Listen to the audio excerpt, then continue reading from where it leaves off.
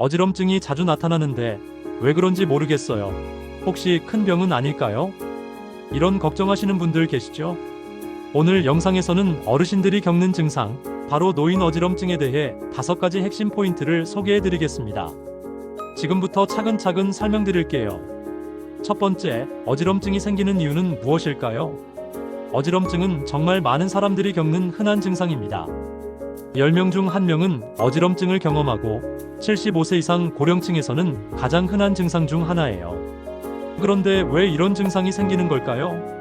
우리 몸의 균형은 귀, 눈, 팔다리의 근육 등 여러 기관이 정보를 보내고 뇌가 그걸 통합하면서 유지됩니다.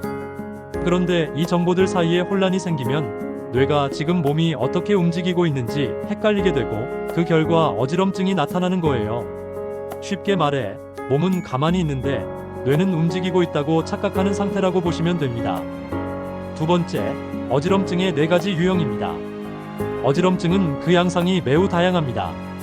누구는 빙빙 돈다고 하고 누구는 몸이 휘청휘청한다고 하죠. 전문가들은 어지럼증을 크게 4가지 유형으로 나눕니다. 첫째, 갑자기 세상이 도는 듯한 느낌을 바로 현운이라고 하는데요. 주로 귀 안쪽 내이의 문제로 생깁니다. 대표적인 예로는 양성 발작성 체위성 현운, 메니에르병, 전정신경염이 있어요.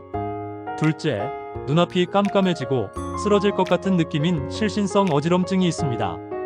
심장 문제나 뇌혈류 부족, 빈혈 등이 원인일 수 있어요. 셋째, 서 있거나 걸을 때 자꾸 중심을 잃고 넘어지려는 증상인 균형장애형 어지럼증이 있습니다. 주로 손의 이상이 원인일 수 있습니다. 넷째, 뚜렷한 신체 이상이 없는데 어지럽다는 경우에는 시민성 어지럼증이라고 합니다. 일반적으로 스트레스, 불안, 우울 등이 관련된 경우가 많아요. 세 번째, 어떤 질환이 원인일까요? 어지럼증은 단순 증상이지만 그 이유는 정말 다양합니다. 귀 질환, 뇌 질환, 심장, 안과, 심리적 원인까지. 그래서 정확한 진단이 매우 중요합니다. 특히 뇌질환이 원인이라면 뇌졸중의 초기 증상일 수도 있으니 절대로 무시하면 안 됩니다. 또한 고령자의 경우 어지럼증이 낙상이나 골절로 이어지기 쉽기 때문에 나이 드니까 어지러운 거겠지 하고 넘기면 안 됩니다. 네 번째, 진단과 검사. 이렇게 합니다.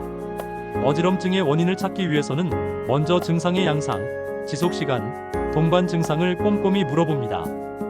그리고 혈압, 혈당, 심전도, 귀 상태, 뇌 영상 검사 등 다양한 검사를 하게 돼요.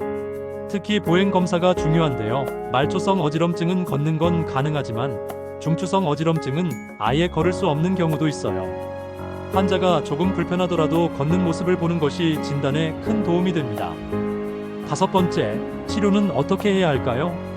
가장 먼저 중요한 건 원인 질환을 파악하고 그에 맞게 치료하는 것입니다. 현운이라면 머리 위치를 바꾸는 조작을 통해 회복되기도 하고요. 메니에르병은 저염식과 이뇨제 같은 예방 치료가 필요합니다. 또 전정신경염은 증상 완화 약물과 전정 재활 치료가 도움이 됩니다. 하지만 뇌졸중 같은 중추성 원인이라면 치료를 절대 미뤄서는 안 됩니다. 증상만 줄이려 하지 말고 반드시 근본 원인을 찾아야 해요. 그리고 증상이 조금 나아졌다고 치료를 중단하는 분들이 많은데 꾸준한 진료와 재활이 완치를 위한 지름길입니다. 응급실에 가야 할 어지럼증을 추가로 말해드릴게요. 다음과 같은 증상이 있다면 무조건 병원을 가야 합니다. 머리를 다친 후 어지러움이 생긴 경우, 갑작스러운 두통, 흐릿한 시야, 청력 소실의 경우, 말이 어눌하거나 팔다리에 힘이 안 들어가는 경우, 혼자 걷기 힘들 정도로 자꾸 넘어지는 경우, 심장이 조이거나 맥박이 이상해지는 경우에는 절대 참지 마시고 즉시 응급실로 가세요. 오늘은 어지럼증에 대해 5가지로 나눠서 알아봤습니다.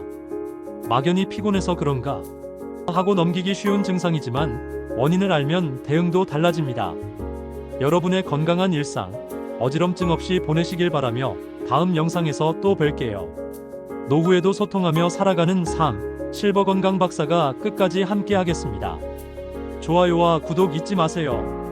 감사합니다.